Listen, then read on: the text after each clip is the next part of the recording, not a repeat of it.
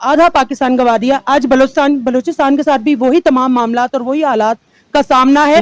Gas pipeline है Rajanpur area में, उसको कुछ लोगों ने कल रात आईडी लगा के डिस्ट्रॉय। पाकिस्तानी आर्मी के जो जनरल हैं उन्होंने कल कहा था कि भाई ये जो हमले हैं ये इंडिया करवा रहा है, बाहरी ताकतें करवा रही हैं। ये मीडिया जो है, जो मेन स्ट्रीम मीडिया है, जो लिफाफे लेकर खामोश हो जाता है, ये इनकी आवाज क्यों नहीं? पाकिस्तान के बलूचिस्तान के मलंत एरिया में चल रहा है एक हमला पाकिस्तानी आर्मी पर।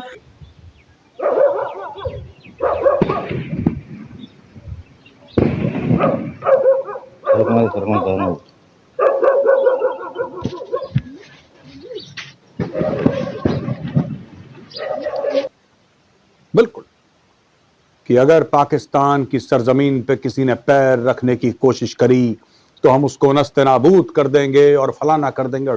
मंच एरिया जो है इस पे जो हमला हुआ है ये इलेक्शन से रिलेटेड था। बलूचिस्तान में इलेक्शन ना हो ऐसी भी कोशिश की जा रही है, क्योंकि बलूचिस्तान में जो रिजल्ट आएगा वो इनसे परे होगा। सबसे ज्यादा चांसेस ये हैं कि इमरान खान ले जाए उसमें, और खैबर पख्तूनख्वा में तो इमरान खान ले ही जाएगा। ये एक हमला भी है। अगर वापस आए इस पाइपलाइन पे, तो ये पाइपलाइन जो है बहुत पुरानी, मतलब सुई गैस से आती है ये पाइपलाइन और लेके जाती है पंजाब। इस गैस की डिमांड बहुत है। ये सुई गैस के खिलाफ पहले दिन से हैं बलूच लोगों ने बहुत कोशिश की कि सुई गैस का पाइपलाइन या इसका गैस ना जा पाए वहां पे, लेकिन पाकिस्तान की आर्मी घुसती है और वहां पे अब तो चाइनीज भी घुसे हुए हैं। चाइनीज ये सब गैस निकाल रहे हैं, वहां से गैस निकाल तो रहे हैं। इसका फायदा बलूच को कोई नहीं, ना बलूचिस्तान को है ना बलूच लोगों को है। ये एक रीजन है और है कि बलूच लोग चाइना से इसलिए नफरत करते हैं क्योंकि वहां के रिसोर्सेज निकाल के वो पंजाब को दे रहे हैं, इसमें फायदा चाइना भी ले रहे हैं। ये एक हमला हुआ, ये पहली बार नहीं हुआ इस पाइपलाइन पे हमला।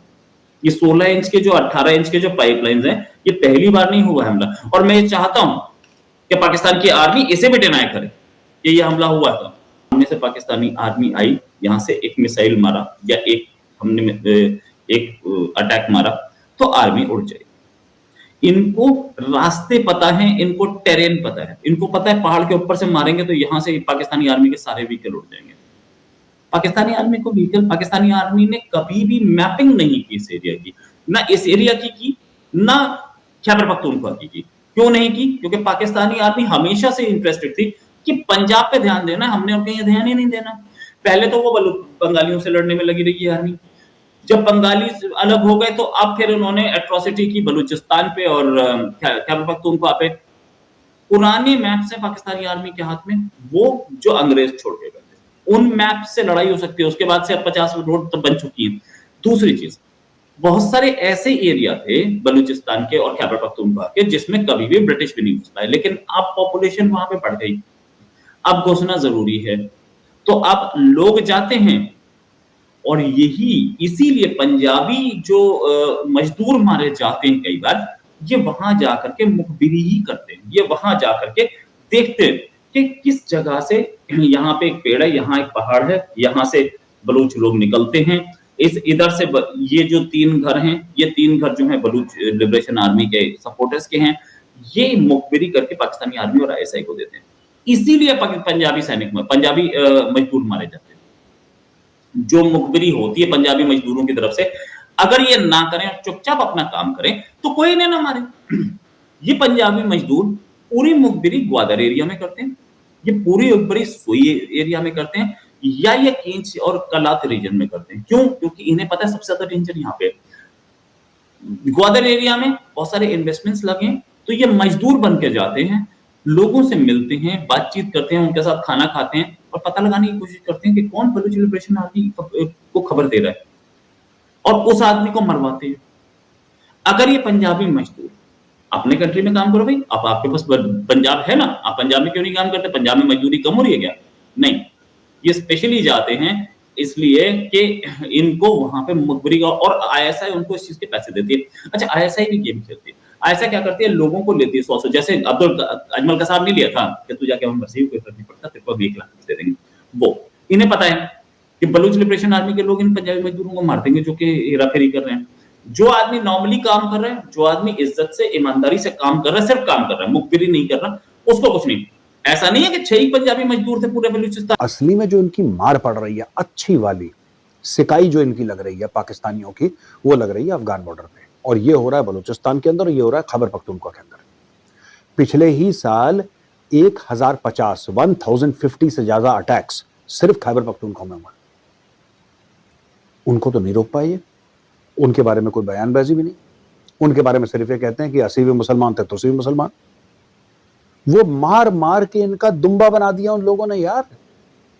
अफगान तालिबान और तहरीक तालिबान पाकिस्तान दोनों ने मिलकर मार मार के दुम्बा बना दिया इन लोगों का। तब इन लोगों की आत्मा नहीं झिझोड़ी, इन लोगों ने ये बोला कि यार कुछ करें मुल्क के लिए। नहीं, कई 100 पाकिस्तानी फौजी मर चुके हैं, दे आर डेड। इनकी इतनी हिम्मत नहीं हुई कि अफगानिस्तान के अंदर घुस के जो आतंकवादी वहां पे वापस चले जाते हैं। Tehrik Taliban Pakistan, TTP, one of the most dangerous terror organisations in the world, Tehrik Taliban Pakistan. और वो अफगानिस्तान के अंदर बेस्ड है वो लोग, वो यहां पे भी रहते हैं बॉर्डर एरियाज में, लेकिन ठाठा करके वापस चले जाते हैं अफगानिस्तान में। उनको अफगान तालिबान उनको शह देती है, ये बात सबको पता है, दिस इज कॉमन नॉलेज। तो दोस्तों स्टोरी क्या है मैं आपको बताता हूं। स्टोरी ये है कि आपने ये देखा कि वहां से अफगान तालिबान गोली चला रहा है, आप जाओ ना ड्यूरेंट लाइन पे, ललकारो तालिबान को। क्यों नहीं कर रहे आसिम मुनीर भाई? यहां पे घर में लॉक लगाए बंदा गया गोवा छुट्टी परिवार के साथ, वो है ही नहीं वहां पे। उसके घर के आगे भौंकने से क्या मतलब है? आपको भौंकना है तो जनाब जाइए आप ड्यूरेंट लाइन के पास और बोलो, ए अफगान तालिबान, सुनते हो? अगर तुमने हमारी तरफ मैली नजर से देखा तो तुम्हारी आंखें निकाल के गोटियां खेलेंगे। ये बोलो यार, तब तो मजा आएगा। ये आसिम मुनीर के कहने की हिम्मत नहीं है। ईरान के बॉर्डर पे जाके बोलो, ईरान के बॉर्डर पे, कि अगर तुमने कोई दहशताना कार्रवाई करी तो फिर देखना, ठोक देंगे, पीतल भर देंगे तुम्हारे अंदर। ये बोलो वहां पे, ये नहीं बोलेंगे। ये भारत के बॉर्डर पे इसलिए बोलते हैं क्योंकि भारत ने इनको बोल दिया कि देखो सुनो। और मैं बता रहा हूं भारत में अभी क्या माइंडसेट है, भारत के अंदर आर्मी का क्या माइंडसेट है आज की तारीख में बताऊं। Everybody, army, navy, air force, they are preparing for China. Pakistan को इन लोगों ने इग्नोर कर दिया, बोला बास्केट केस है यार, Pakistan is a basket case. इनकी फौज के बस का कुछ नहीं। इनकी फौज के क्या बस है दोस्तों, मैं बताता हूं आपको। इनकी फौज कर क्या रही है, ये गलत पैसे कमाने के अलावा इनकी फौज कर क्या रही है। देखो, इनकी फौज आज की तारीख में इलेक्शंस फिक्स कर रही है। इनकी फौज ये कह रही है कि कर्नलों को भेजो, ब्रिगेडियरों को भेजो जजों के घर पे रात को। मैं आपको फैक्ट बता रहा हूं पाकिस्तानियों, जो आपको नहीं पता, और अगर मैं झूठ बोल रहा हूं तो आप अपनी तरफ से चेक कर लेना और आप मुझे बोलना कि मेजर साहब आपने ये गलत बात करी। मैं आपको फैक्ट बता रहा हूं, फैक्ट, और मैं कभी गलत इंफॉर्मेशन नहीं देता, ठीक है ना। पाकिस्तानियों को मैं बता रहा हूं कि आपका आर्मी चीफ क्या कर रहा है। आपका आर्मी चीफ इलेक्शन फिक्स कर रहा है, यह बात आपको पता है। इसके अलावा मैं आपको बताऊं कि आपका आर्मी चीफ, ये क्यों आपके ऊपर इतने हमले हो रहे हैं, क्योंकि आपको तो बचपन से यह सिखाया गया था कि आपकी फौज दुनिया की नंबर 1 फौज है। बताया कि नहीं बताया था? आपको यह बताया था कि आपकी आईएसआई दुनिया की नंबर 1 इंटेलिजेंस एजेंसी है, बताया था कि नहीं बताया था? तो जो नंबर 1 फौज और नंबर 1 इंटेलिजेंस एजेंसी है, यहां पे सलवार कुर्ता पहन के अंगूठा टेक गांव के, पहाड़ों के, गुफाओं के रहने वाले लोग, जिनको बोलने की तमीज नहीं है, वो इनको कैसे ठोक रहे हैं यार? ये तो दुनिया की नंबर 1 फौज है।